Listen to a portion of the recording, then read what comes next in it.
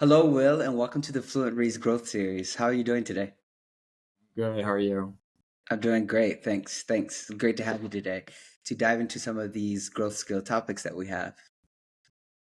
Okay, so we're going to start by, Will, how would you like to introduce yourself to the FluentReads community?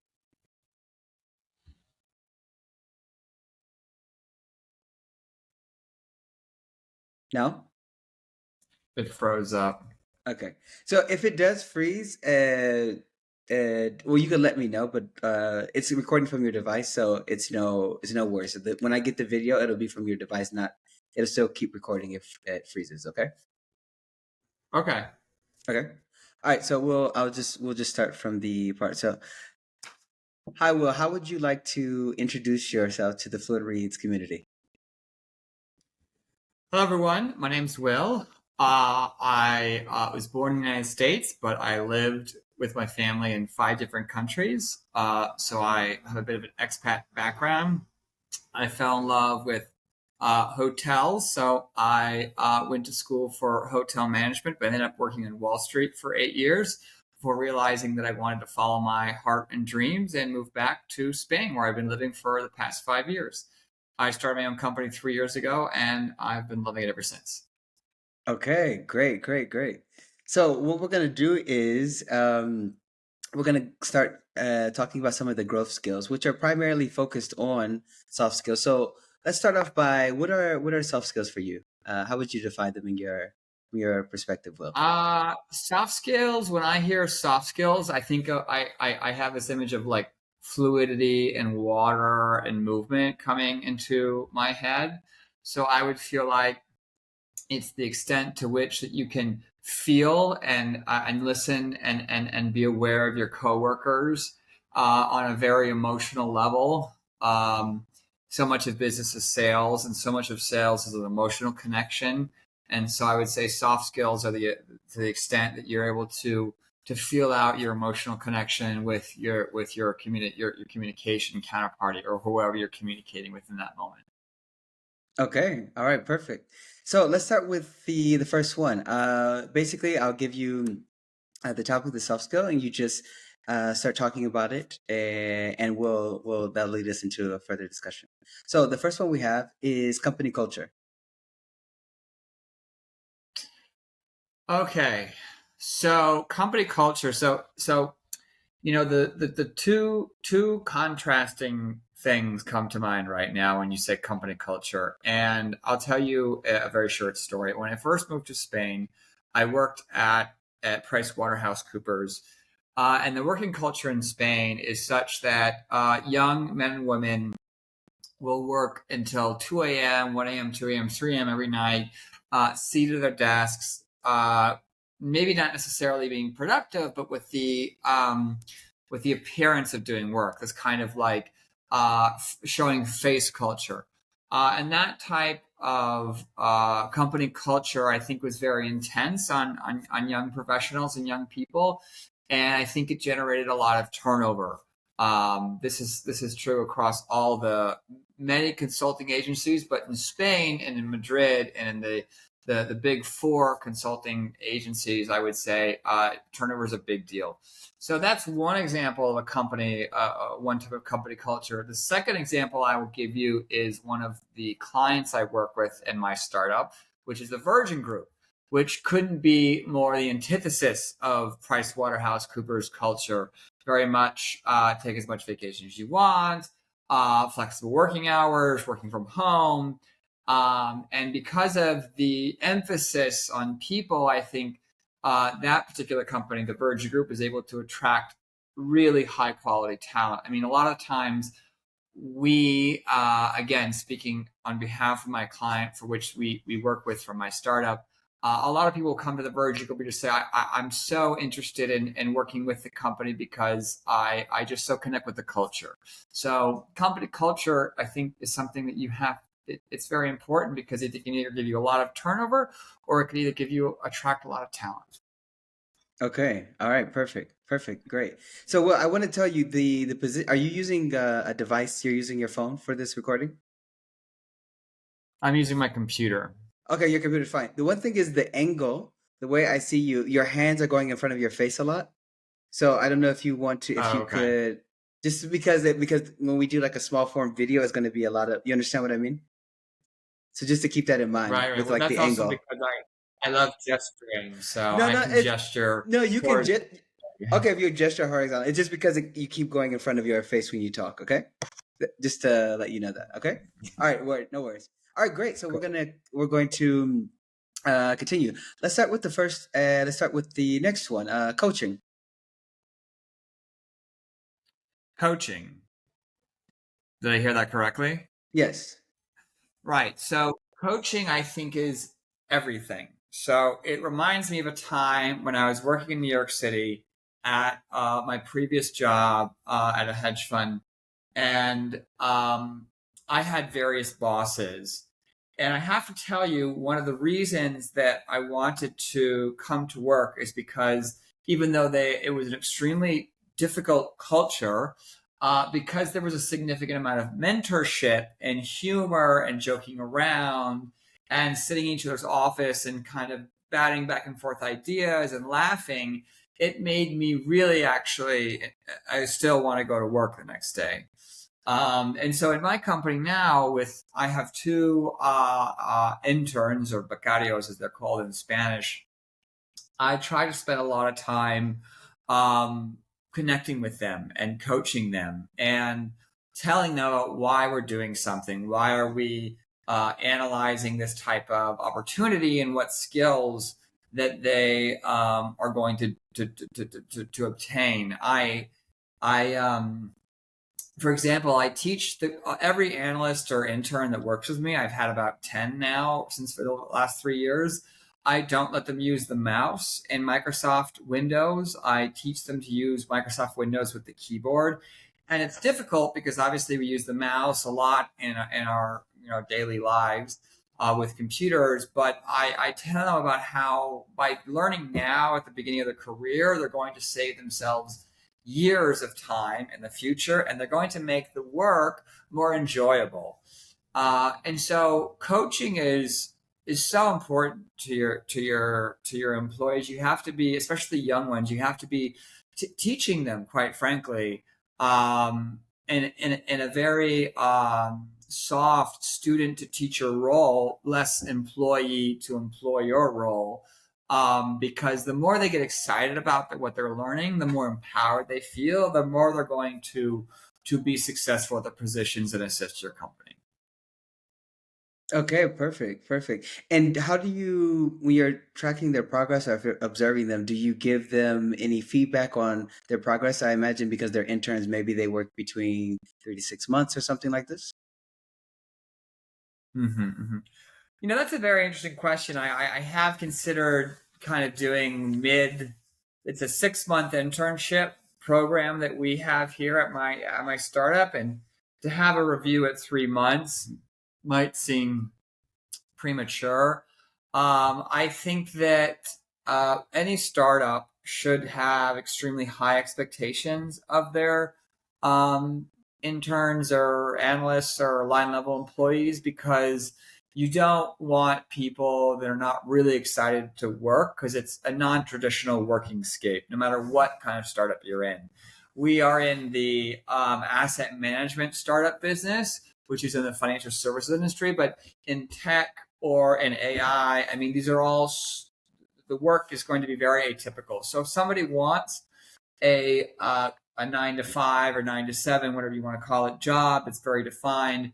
Those people are not going to be a match for you. And so you can give them feedback by having extremely high expectations, and letting them know you're going to have extremely high expectations, and letting them know that this is part about being a startup. It's a bit of a stretch. We're trying to grow here. We're trying to create accelerated growth, both in myself, in my employees, and my company, where it's all kind of a metaphor. And so I think that the feedback in a more traditional company can be more structured. In a startup, it's going to be hour by hour. You're going to have to tell them what you like and what you don't like. And if it doesn't work for them, then there's many other opportunities. There's other businesses out there that might be more of a cultural fit. But if you have a high expectations, and you train, and then you have to be their mentor. You have to be teaching them, right? Like you have to be a good teacher. Then they can rise to your expectations and they will feel empowered. And as they get excited and they feel more powerful, more confident, that's when they start to take off and really do amazing things. Sorry, I'm just gonna take a Great, sip here of my great. No, green juice. no worries, no worries. I think you bring up a great point because when you're part of that mentorship or coaching, etc., it's also important for founders to keep in mind that they're also working on themselves as well. It's not something that you're just, it's not a one-way street, you understand? So having that awareness essentially that I'm working on myself and in doing so, I'm also trying to help you or bring you up in some way. But being realistic about, the intensity of the environment. Yeah, I mean, for me, my learning experience, when I first started this, I wanted to be like the coolest boss. I wanted to be like, don't work too hard, stop working, guys. I was super relaxed. And to be honest, I think that I I missed I limited the growth of my company by being so lackadaisical. And so for me, I'm learning to be, a teacher with high expectations and results oriented, and that both helps me and it helps them because if I try to be super soft on them, they're not going to grow. And challenge is the catalyst for growth. To be quite frank, I mean, I wish we lived in a world where challenge, growth could happen just because in a just by falling to the sky, and it doesn't have to be painful. It can be easeful, but there is going to be a bit of a catalyst. And I'm not going to say it doesn't have to be painful, and it doesn't have to be difficult, and it can be easeful, but there is going to be kind of an upward, you know kind of force to help us grow. And so for me, my personal growth has been learning to be, not such a floozy, and holding. You have to have a certain amount of discipline, in your employees and self respect. And when you begin to to have self respect for yourself, your employees will also. And this is especially important in Spain, where people are extremely headstrong. Quite frankly, I'm going to be just honest about that. Maybe in other cultures it's different, and the Eastern culture maybe it's different, but here it's a bit of always a bit of a bit of a this all the time. And so the more you respect yourself as a person, as a founder, the more respect you'll have from your employees, and the more respect you will have from your clients, and that's going to generate sales to drive your business growth. Okay, okay, that's great. That's great. I think this is a nice segue into emotional intelligence.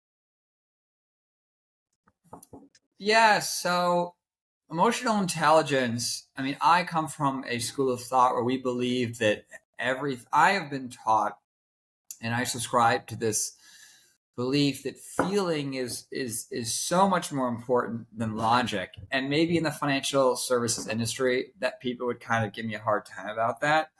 But I can tell you that feeling is everything. Whether it's feeling where my guys, my two intern analysts are on their work, and knowing when they're messing around and not messing around, to feeling about where the client or our potential sales target is in the process. It's all feeling. When are you going to follow up with your lead on as a WhatsApp? When are you going to send the email? When are you going to speak in the conference call? It's all instinct. And so I want us as founders to get out of the cerebral knowledge and reading about what the Financial Times says or what other people are saying, and just go off your gut. There's a reason why these jock athletes in high school were so successful at the sports they played. I mean, they weren't wasting a lot of time being cerebral, and that's something that I think there's a lot of opportunity there for entrepreneurs. The more you can lower the amount of thought you're in, and just let your gut be your Ferrari motor, the faster you're going to hurdle through the growth stages. Okay, perfect, perfect. How can because emotional intelligence, it's a popular word that's thrown around, but when you ask people to define it, it can be quite complicated. How does one even begin to cultivate emotional intelligence, or even in a startup environment? Because everyone, may have, different levels of emotional degrees of emotional intelligence and the ability to also apply it. I think everyone has emotional intelligence because I will define emotional intelligence as feeling. And I believe everyone has feelings. So in the startup environment, if you feel like this word, first, then I would second, I would take out the intelligence and emotional intelligence, and I would go off just emotions, and I would replace emotions with feeling, which is kind of cheating, I know. But if you're a founder, that this sector might be a bit, you feel, it's interesting how that verb comes up. You feel that you want to grow here. I would say you already have emotional intelligence. You just need to unlearn what society has taught you. Society has taught you to not listen to your feelings, to not listen to what your instincts tell you, to only look at data and raw numbers and black and white, and try to take all these various streams of data that come into us and then simulate it up here. I would say unlearn all of that and throw caution to the wind. And that is what your emotional intelligence is going to be beneath here. So I want you guys, I want you out of here, and I want you more in your gut. And however you get that, however you get there. So if you're a founder and you play sports, you like to golf, or maybe you like to read, maybe you're an artist. Like these are the zones that you want to try to amplify. You want to be in that zone when you're in the working space. I don't want you thinking about like taking the article from The Economist and comparing it to the article from New Yorker and talking about what Steve Jobs and Elon Musk said. Like, this is all crap. Like, you already have the answers. You were born with it. Your innate connection to other people. It's your birthright, and you just, society has layered upon you in our kind of like Rockefeller school system of like, just can take information and regurgitate it, that you've covered up a lot of your emotional intelligence. And so I challenge my fellow founders to throw off the chains of how things are supposed to be, or how the media has told you the startup should be, and go off of just when you wake up in the morning and you feel like things should be, or you feel how things should be, go off of that versus what maybe you think it should be. Yes, I think you make an excellent point. We have to actively challenge conventional wisdom.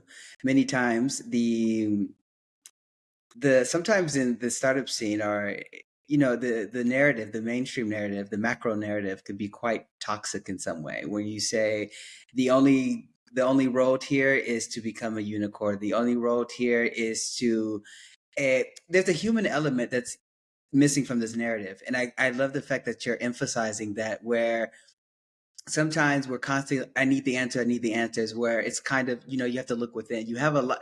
We disregard, or we underestimate the amount of intelligence that we already have, and we don't need to constantly be looking for external guidance. Essentially, we just need to reconnect, and to do that unlearning, which is much more difficult than learning, is key in order to do that. Mhm. Yeah, I mean, I feel like if you're an entrepreneur listening to this conversation or startup, you are already here for a reason. You know that you weren't meant for sitting and, clocking in at a job, or a white collar job at 9 a.m. and sitting at your desk and taking an hour and 15 minutes for lunch break and then going back and finishing it. I mean, you knew you weren't for that process. So, like, there has to be a certain, I'm going to introduce another word that is not found in the startup space a lot, and that's the word of grace. And grace is just kind of letting yourself float through this process. Like, when I didn't plan on creating a startup. I was working at a private equity firm, and basically I started on in my free time helping out my first client for free, until they offered me the opportunity to pay me a small retainer to work to help them out for a longer period of time. And that's how my company was born. It wasn't that I sat down with a piece of paper and said, I'm going to form a company like this. I had no intention of forming a consulting company.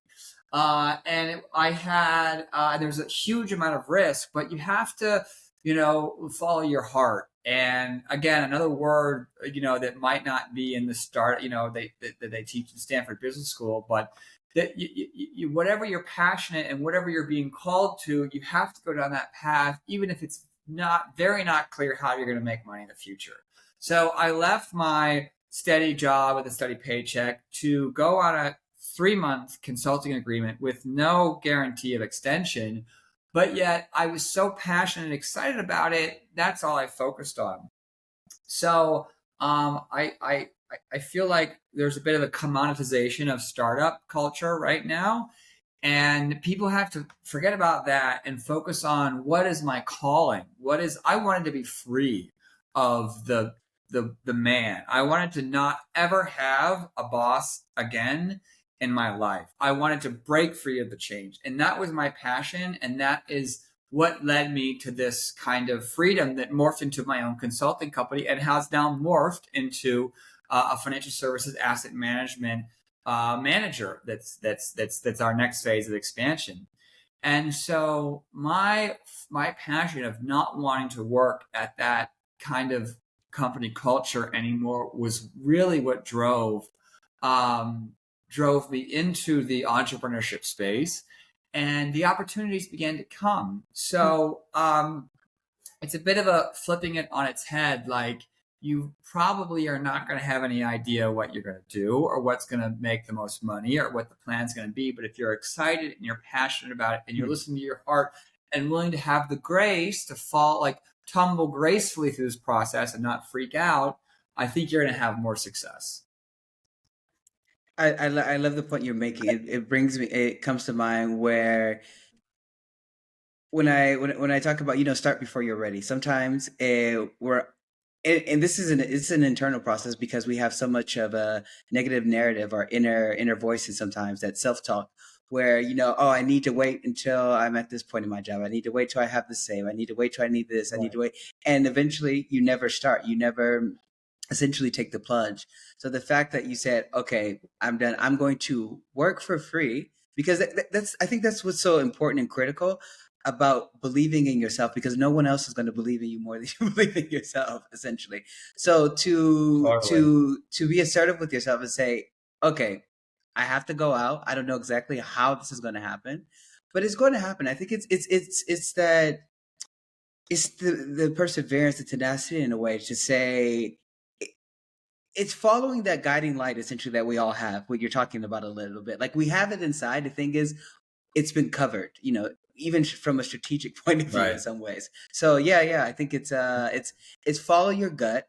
The gut is related to, when you're talking about, intuition, emotions, and things, whatever.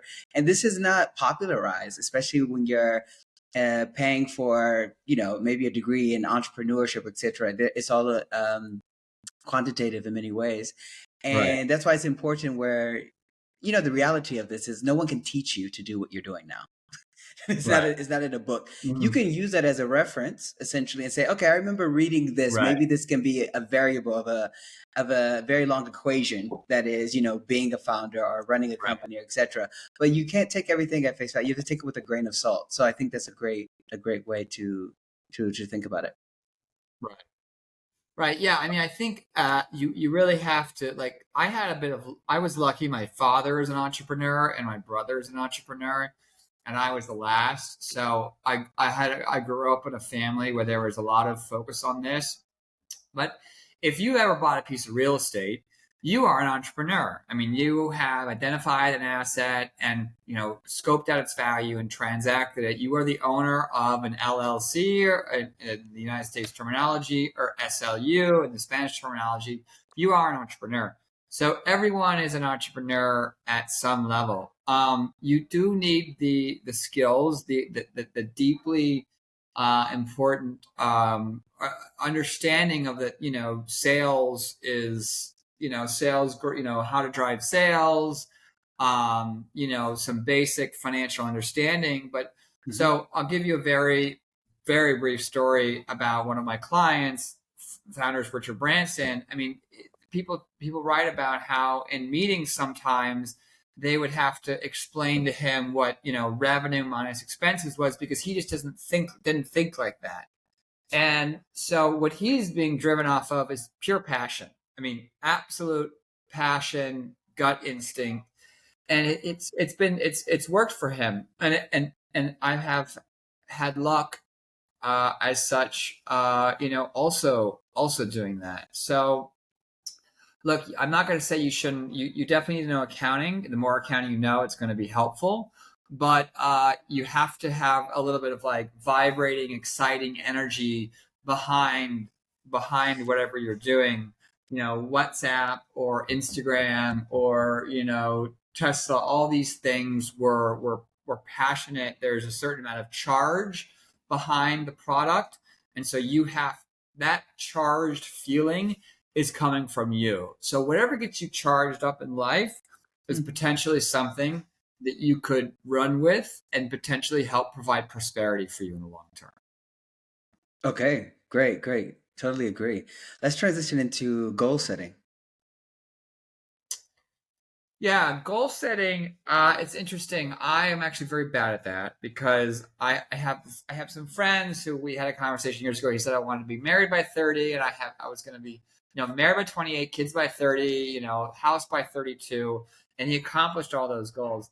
I have accomplished none of them. But yet I very feel like I'm on the right timeline and right space. So I think goal setting is very good, but it's got to be beneath the passion. I think that's coming up a lot in our conversation. That at least is important for me. So if this passion is just like giant, vibrating, like lightning bolt above your head, that's what gets me excited. For me, it was I want to be my own boss. For someone else, it could be I want to make an app that changes the world, or I want to help a lot of people, or I want to help a lot of people get clean water, or I want to create a way for people to purchase houses more easily, or microfinance.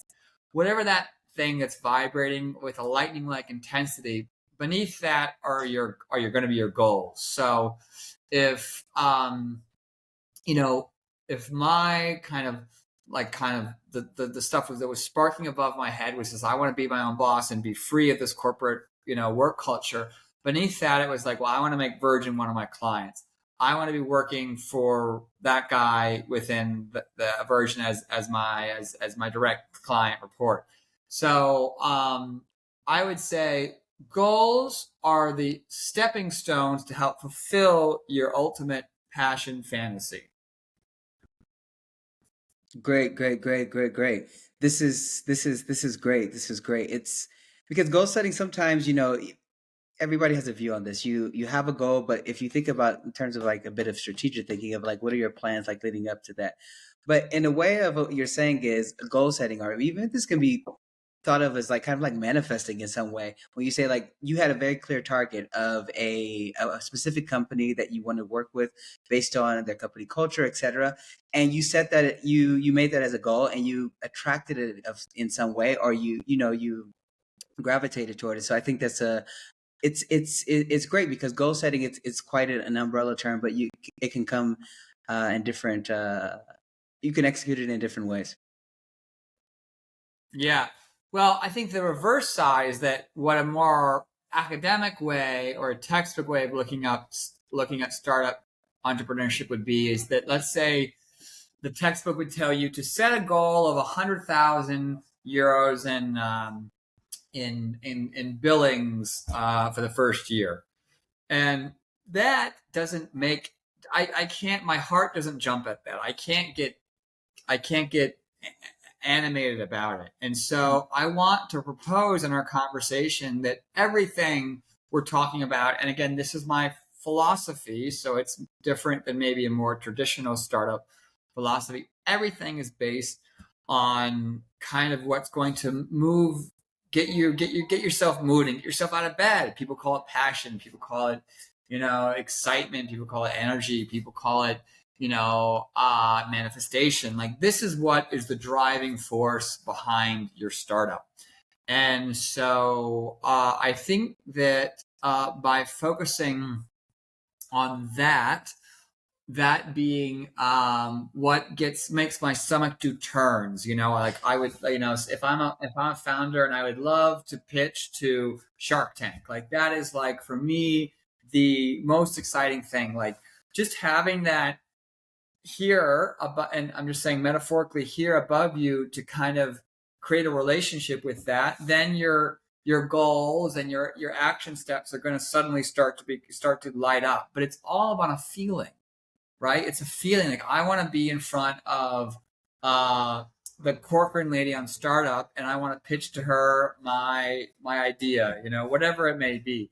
And that gets me so excited and passionate. And then my instincts are going to tell me what the action I need to take. That's my philosophy. A more textbook philosophy would be like, I want to create a startup with $1 billion value. And then I'm kind of like lost in the weeds. Like, well, I don't have any feeling relationship with that goal. So I can't call the action points to me. Um, so yeah. Yeah, yeah, I see exactly what you're talking about. This is a nice segue into self-awareness. Oh, self-awareness. Yeah, I think self-awareness is a term that can kind of get, in today's day and age, there's a lot of these terms can get very charged. Self-awareness can be used almost as a weapon to hit somebody over the head with, and you tell them they're not in awareness of you offending them for whatever reason. So I do want to say that this term can get charged in a kind of distracting way. I think awareness is a good place to start. And just awareness is a term that crops up in all these kind of philosophy and meditation culture circles that I spend a lot of time into, and time and some other people. And awareness, I think, comes down to presence. And that is a very interesting term, one that I didn't have a relationship with for many years, even though people would say it's all about being present, and everyone's like, oh, yes. And I was like, I don't know what that means. It's like, what does that mean? And I just didn't know what it meant. So self-awareness, I would say, is finding some way to have a relationship with presence. And presence, I would propose to you, is we have been taught that we should be focusing on the future at all times in order such that we can achieve our goals. And I've created a relationship with presence when I realized that in order to achieve the such future goals and my passions and fantasies and whatever, I had to actually take all of my awareness and put it right now. And that is the most efficient use of my awareness. So I would say self-awareness, whether it's, with your employees or your clients or your stakeholders or whatever, it's to what extent do you have a relationship with the present? And again, it's curious how we come back to, if my awareness is running around up here thinking about that, the data on the Economist article that says 60% of the startups fail within 6 months, I'm not in presence. So again, again, my philosophy behind this stuff is much more soft feelings. So to get to self-awareness, I would say you got to ground yourself in presence. Okay. Okay, I think that's extremely useful in many cases because I love the fact that you're constantly challenging the status quo in a way because we have, thousands upon thousands of articles that are written per year that come from specific, entities, organizations.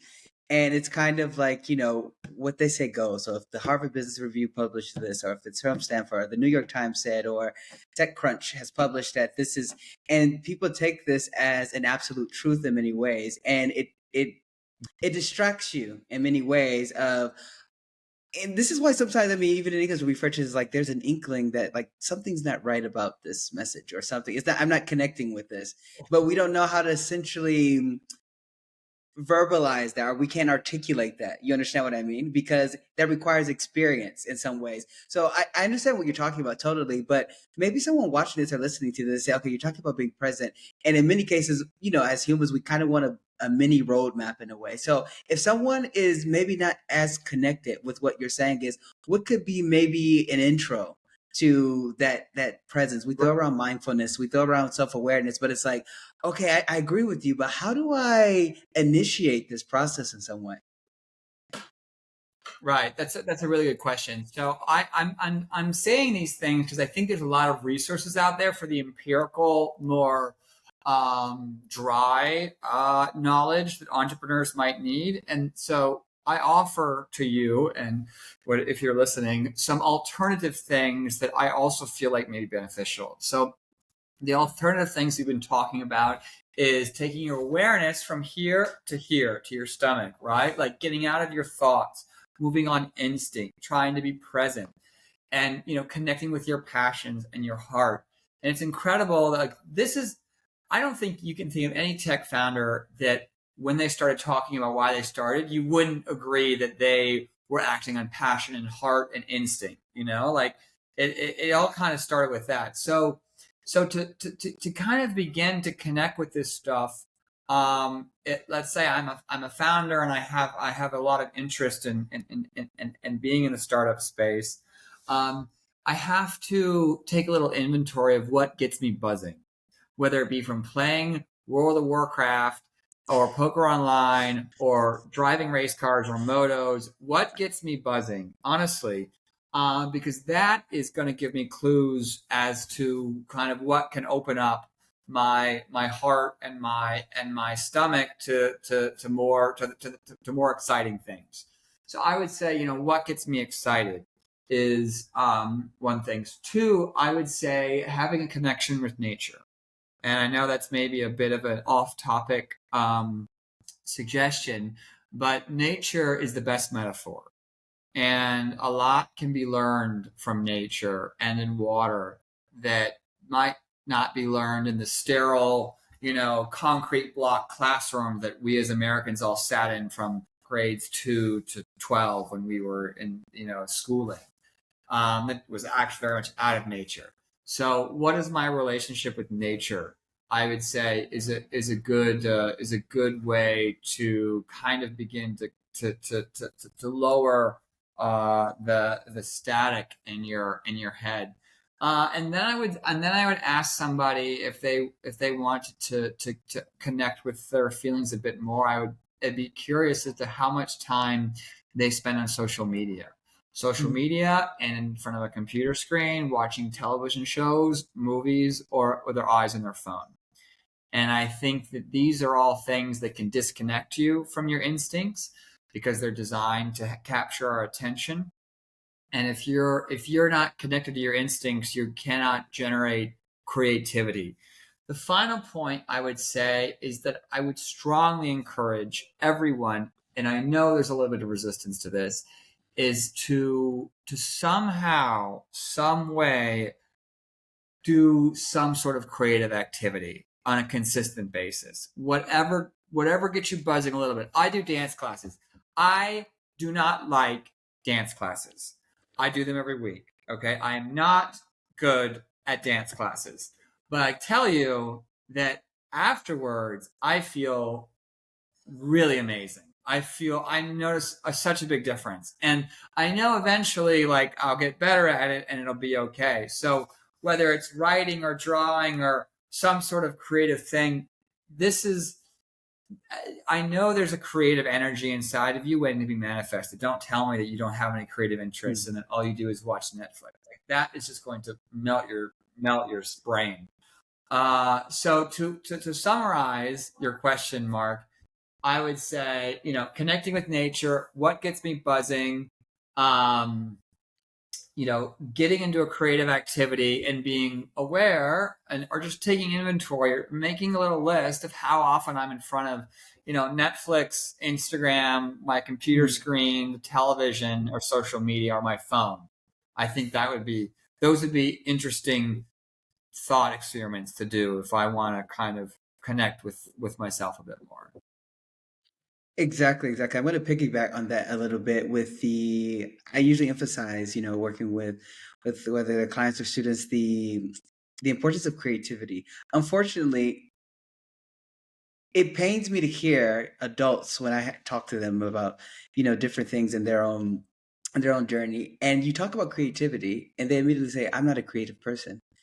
And you know that systematically this has been taught to them, or beat out of them in some Right. way. Because as human beings, we're innately we're creative. We're creative beings. The thing is, when there's a disconnect from that creativity, then you only associate that with people who are painting on a canvas or writing poetry or whatever. That's basically like the general connotation of, oh, creatives are artists and they're kind of like these free spirits and they do grounding and things whatever. And it's like you're completely missing the ball. So I usually encourage, I think it should, adults especially need to connect with creativity because it's a way of also to reconnecting with, yeah, you can say the inner child, that playfulness, that joy, whatever you want to call it. But it's a way to Right. reconnect with that because those are the moments. Think about, many psychologists recommend this in so many ways. And, think about what you enjoyed doing when you were a child and do that. I remember I enjoyed play. I would play Legos, like build Legos for hours by Oh, myself, me and too. I was thinking that without this morning. and without thinking about it, it was a form of, before I was even able to voice this. It was a form of meditation in a way. I was there, no noise around. I was building these things using my own Right. imagination. And one day, when I wanted to like kind of explore this, artistic um journey, essentially, I went to the store and I bought a box of Legos of like 1,000 pieces. And I'm thinking to myself, Wow. because now I'm going back into the I'm going back to the children's section, the toy section or whatever. So I just open them up. I sit on the floor because it was important for me to sit on the floor and actually start building these Legos. And it's interesting how you just reconnect. You just automatically go back. And with no intention to essentially, I need to build this. Like, just be spontaneous, go with the flow. And this is something that, for example, I would do maybe for 20 or 30 minutes. So even if whatever you could think about, like what brought you joy, what made you laugh as a child, I think it's a great kind of like a quick hack, essentially, to reconnect with things, or reconnect with that creativity in some aspect. Yeah. Wait, so are you asking what can we do to reconnect with the creativity? No, I'm not asking. I'm just commenting it more so. I'm commenting on, like, we were talking about Right. do creative thing, but I said sometimes, unfortunately, many adults, when you bring up creativity, especially if they work in a job that's not necessarily considered creative, they say, "Oh, I'm not creative." That's for someone else, Right. and that's because of that Right. disconnect that Right. essentially occurs. So I was just Right. adding my additional comment on what you were saying. I feel like I too, when I worked at Morgan Stanley for a year, and then I worked at this hedge fund for 7.5 years, and I would definitely not say in that moment, I would say I did not do a lot of creative things. And there's it's like, oh my gosh, take an art class. Oh my God, like get out of work early, find an art class. It's this whole process. Yeah. I think creativity, you can begin to play with different. One strategy I offer to you is using your body as a methodology to kind of unlock some of that stuff. So, Mm. how would I do that? If you're listening to this, you probably have a gym membership or you go to the gym in some capacity. And if you're in the United States, I bet you that gym has classes. And so if you're sitting there being like, I have no way to access my creativity, I would say, I challenge you once a month or once every 3 weeks to go to a different gym class. Do spinning, do Pilates, do rowing, do Zumba, do something very different. And just it's an hour. It's not going to kill yourself. It's probably included in your gym membership. And if not, I mean, wherever you live, I bet you there's a yoga studio or something. Try something different, to kind of just crack a little bit the routine that you now. If you're a startup founder, you probably are interested in this kinds of stuff. But if you want to connect more to creativity, or you can go to a concert, you can go to the symphony, the orchestra, or the opera, or the ballet. I mean, don't be. I would challenge you to do these things, to expose your body to other creative sources. I mean, I'm not saying you have to go to a museum, because that could be the next step. But you could take a tour of the museum. That could be something that you do. And then if you do this, I would say 6 times over a 6 month period. Let's say you do 3 museum tours, or you do 3 Pilates classes and 3 museum tours. Then you're out of your comfort zone a little bit, and you're being exposed to new feelings and situations. And I would also, this is just my personal opinion, but a lot of people in the startup space out of San Francisco and California, there's a lot of micro psychedelic use to kind of harness creativity. And I am of a more strict philosophy on these things, where I believe like the creative strokes of genius can come naturally and not chemically induced per se, or not just a little forced. So I know that a lot of people have had a lot of success with this space, and I'm sure that it's definitely works for some. But I also offer to people that it's not necessary. I mean, I don't. A lot of people, to me, they say I'm feeling stuck. I'm gonna go do ayahuasca. I'm just gonna blow my brain to smithereens, and then I'll figure out what I have to do with the rest of my life, and then it's gonna all be fixed. And it's just, if you look at that statement, I think you can see how it might be slightly short-sighted. Like, life is a bit of a process. It's step, and you can only see like a half step in front of you. Like, I don't know where my asset management business is going. Like, I have my regular consulting clients that I'm working on, raising money on my own. I have no idea what kind of assets we're going to buy, whether it's going to be real estate, or it's credit, or it's non-performing debt. I mean, or it's student housing. I mean, it is totally up in the air. But I just know that, putting one foot in front of the other, something's going to appear that'll be, prosperous for me. And Yeah. so it's okay if you don't have all the right answers, but I'm excited about it. I'm excited about it. And that's why I know it's going to all end up well. Exactly, exactly, exactly. It's important, and I hear this from time to time, but I truly believe it. It's important. It doesn't have to be negative to be delusional.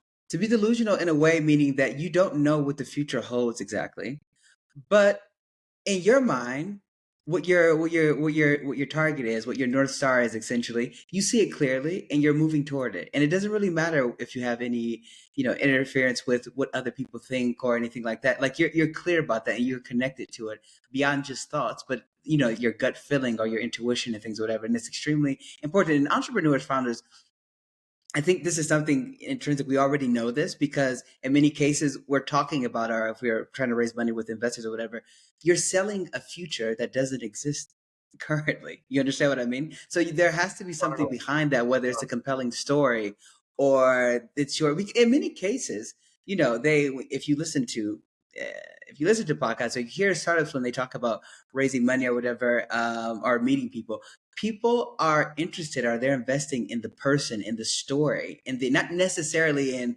okay, I like this business plan, what do you want? No, it's, who's this person who's in front of me, what passion, how much are you connected to this project that you want to manifest or you want to create in some way. So I think I think it's extremely important. Totally, totally, totally, totally. I think this brings us to, for example, to avoid it, because sometimes what you're saying is, when you talk about, you have to manifest creativity, or you have to do something like to to cultivate it in some way. But everyone, there's a, that's always thrown out burnout, for example. So what is burnout? Well, people can say this is a combination, it's a cocktail of stress. You're being pushed to your limits, essentially, but no one wants to experience burnout. So we can piggyback a little bit on this, talking about this, of what direction, and you can take this in any direction, about burnout, avoiding burnout. What do you have to say about this? Yeah, it's interesting you brought this up because I was thinking about this yesterday because we're now with my business partner on this new business I'm working on. We're kind of reaching that stage where it's like, I don't know when there's going to be, you know, clear what's going to happen. It's just lots of stuff, lots of work to do and not a lot of money coming in the door. So I think one area that I'm not so good on is rest and kind of plugging out and being strict about how much you work. I get so excited about work that I just don't stop, and that is doesn't work because if you're in anything that's imbalanced over a long period is going to start to dissolve and kind of become unwieldy. So there's a lot to be said about taking time off, taking a weekend away, and just somehow figuring out a way to not answer emails or just really you have to tell people. And if when you're away and you start answering emails, people know you will answer emails. If you don't answer emails, it's going to be okay. I have not had one trip, and I worked in high octane environments where there's been a situation where I haven't been able to respond to an email, and it was like the world fell apart. Like it was all okay. Um, and so, of course, I mean, if it's a life changing business opportunity or not, but in general, it's not. It can wait in general. And so, I challenge startup founders to respect themselves more and to be strict about their time off because it's so easy. It's almost insidious, no? Insidious how easy it is to not stop working. It just is so easy to keep going, and we have a culture where it's good to keep going.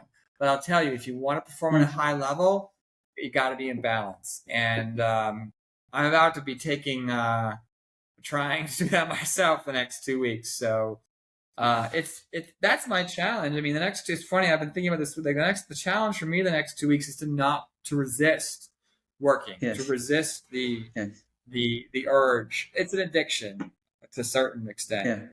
Yeah. Exactly. So Exactly. I challenge startup founders to not work Okay. Okay. It's good to take sometimes.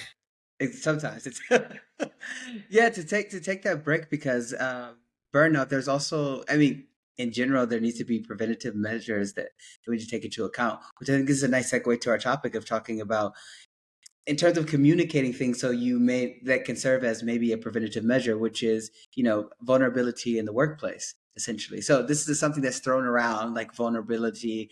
What does this mean? It's selective vulnerability. Do you need to expose? What do you need to communicate? Well, sometimes when you're a founder, essentially, because everyone's looking up to you, like you're the one who's you're the captain of the boat of the ship, essentially.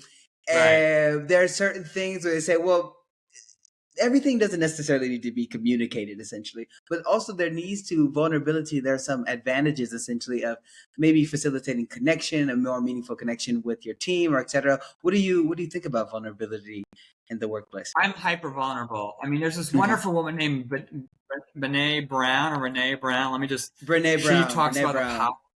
Brown. Yes. I mean, she's done a lot of. She's done actually, I think, some real research, qualitative research on vulnerability, and she's done.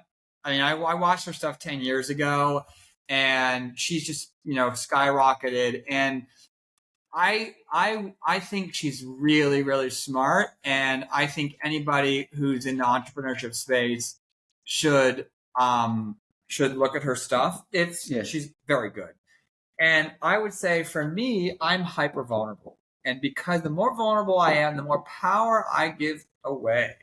The more power I give to you, the more powerful I become because I don't need it. And so my employees have key. We work in my apartment. My two employees work in my second bedroom. They have keys to my apartment.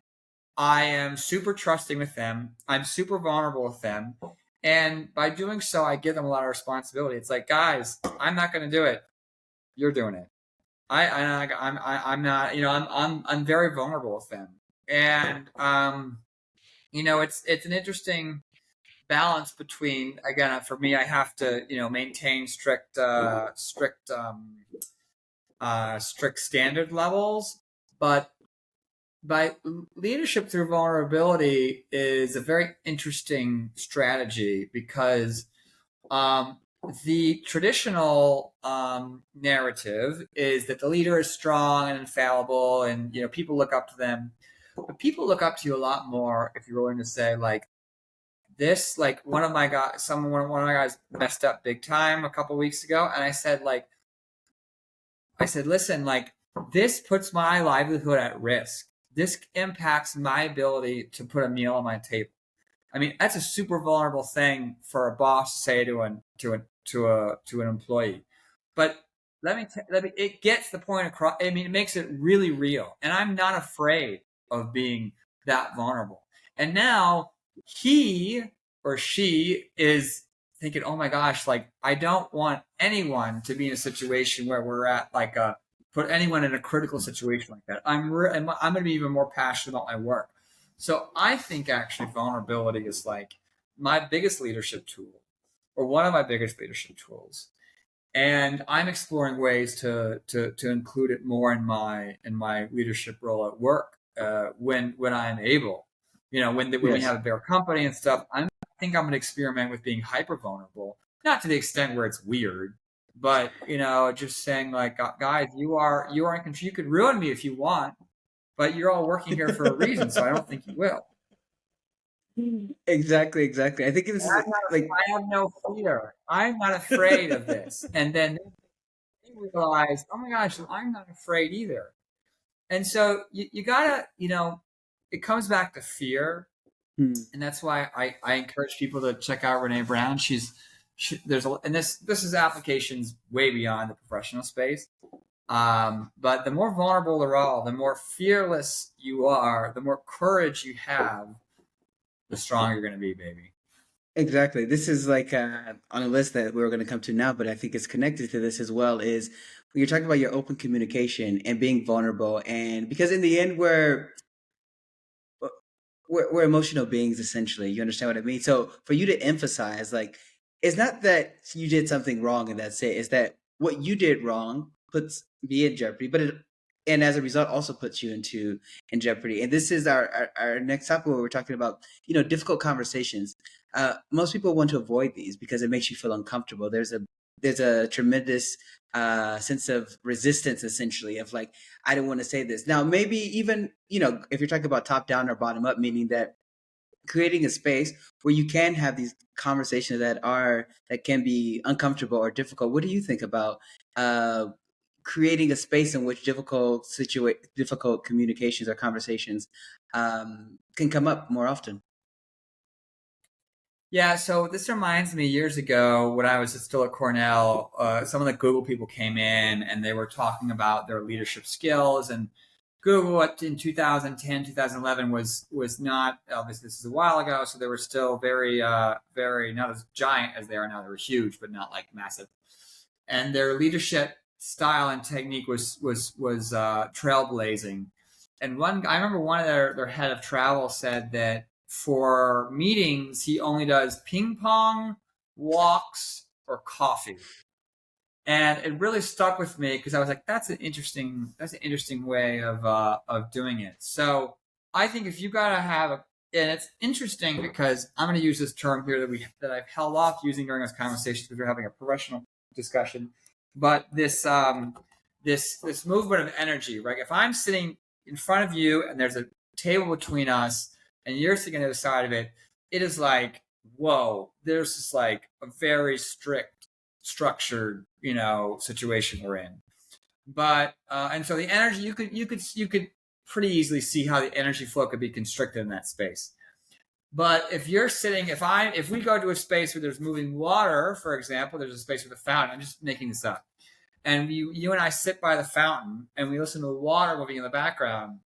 Just in your head, think about how those two spaces are totally different. You can have the same conversation, but it could be a totally different feeling. So I encourage founders and entrepreneurs to experiment with this idea that, you know, how the flow of energy is moving in the physical space when you're having these difficult conversations. So now, look, if it's hiring, or if it's going to be the dismissal of an employee, there's a different, I'd say a different category. But if it's about work performance, somebody's not really excited about it themselves, any other interpersonal issue, I encourage people to play with the physical surroundings. Or, I mean, I've never done meeting it with a ping pong ball. Playing ping pong, maybe that's one way. But again, there's a lot of ways here you can play with this. Okay, yeah, I think that's great. The environment is a plays a significant role essentially because it's not the same to, for example, to walk along the beach or to walk in a park. And I've heard this before. I haven't heard the ping pong example. I think it's interesting because there's more active movement involved there as well, so that can actually have some more benefits. It's like exercising with someone. You understand what I mean? Which can actually strengthen a bond in some way Yeah. because you're sweating together, you're understanding so you're it's kind of like this shared effort that's going on. So yeah, I think that's quite useful. Talking about people more, moving to our last couple of topics. What about you have the physical aspect of business, you have the digital, the virtual online presence. Talking about relationship building and networking. Now, this can be different depending on where you live, the language you speak, the culture in which you live, etc.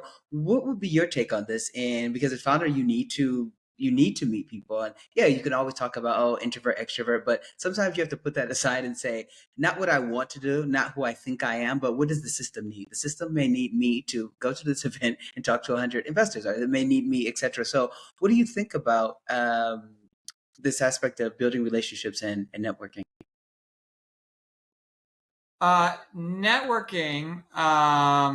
Networking is everything. Networking is sales.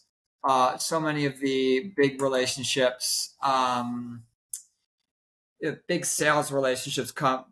sales come through relationships. I mean, Hmm. and I can speak about the private equity space because I touched that space. All these big deals that you see that come across the Wall Street Journal and Financial Times are a function of the heads the investment banks having personal relationships with the CEOs of these companies. So you have to be friends with everybody. I mean, you have to know a lot of people. I mean, that's just, if you want to have a successful business, you have to be very social. I mean, I feel that you. I mean, if you're a phenomenal engineer and you can produce something that's so valuable without talk, I still think you're going to have to need to sell it to somebody or talk to people and convince them how valuable it is. Um, my trick with networking, and I do this for even first meetings when we have with banks looking to buy product from them. Even if they took our meeting and we'd be buying something from them, I write them a handwritten thank you note.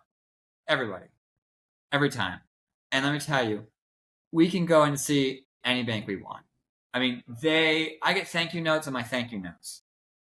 So I buy some stationery. Moo.com is a great online retailer. They work in all these different countries. They do personalized stationery. Put your address on it, pretty name, border. It's going to be a little, maybe it's going to be a little expensive. Won't be cheap, but let me tell you, to get a handwritten note saying thank you for your time for speaking to my business. We'd love to talk to you as an investor, or sell you our product. I mean, no one does that. And so I challenge people to do that. Just the last question. Thank you first of all for all of the value that you've shared with the Fluent Reads community, and your insights about these different topics related to the startup community and founders. Uh, what would be like your last parting advice, suggestions, recommendations to startup founders to in different stages, maybe even primarily in early stages because sometimes it can be more difficult. Typically, they talk about if you could write one sentence on a billboard or one poster that everyone could see, going more in that direction. What is like your parting suggestions or advice you would give to startup founders? Your feelings will set you free. Okay. Okay. That's what I say. You're all doing this because on some level you want to be not like society is Mhm. telling you you're supposed to be. And so the more you listen to your feelings and your Mhm. instincts, and don't get caught up in what you should be doing or you think you should be doing, the faster you're going to get to that freedom you want. Okay, great advice. Thank you very much, Will, for your time, and thank you for the contribution that you've provided to the Fluent Reads community. My pleasure. Thanks, Mark. Really great talking to you.